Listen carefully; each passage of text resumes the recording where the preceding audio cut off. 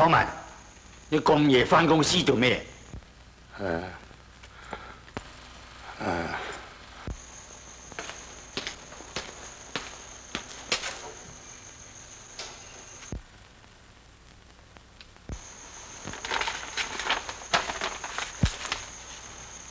而家三更半夜，你攞咁多錢出嚟做咩？我見今日收咁多錢，我驚擠喺公司算唔穩陣，我想拎翻屋企擠啫嘛。拎翻屋企？你屋企穩陣得過公司咩？你屋企個夾萬大過呢個㗎？哼！呢一趟我又怕有眼無珠啦。唔好講啦，你即刻攞個帳簿出嚟我睇下。係啦。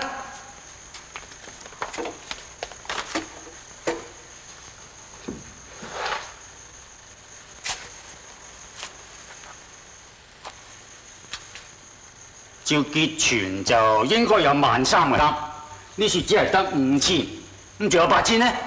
即刻攞嚟我睇。去啦！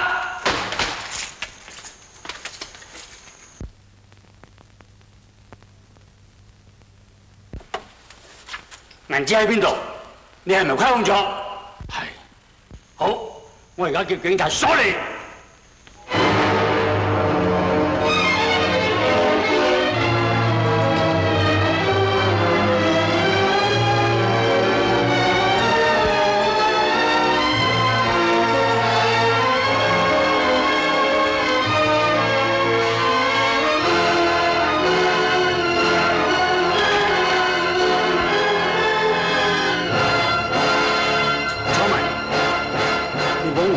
心血栽培你，信任你，又喺董事面前擔保你，而家你竟然虧空，咁你點對得我住呢？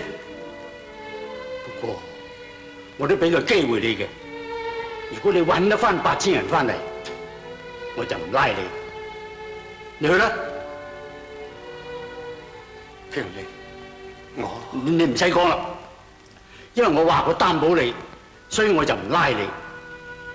如果你8,000人揾唔到翻嚟咧，你睇第一就唔使翻工。經理，你咁樣對我都唔知講咩説話好。不過有個人爭我錢，我可以籌翻嚟俾你嘅，我可以揾翻嚟俾你嘅。咁你去啦。你快啲去啦！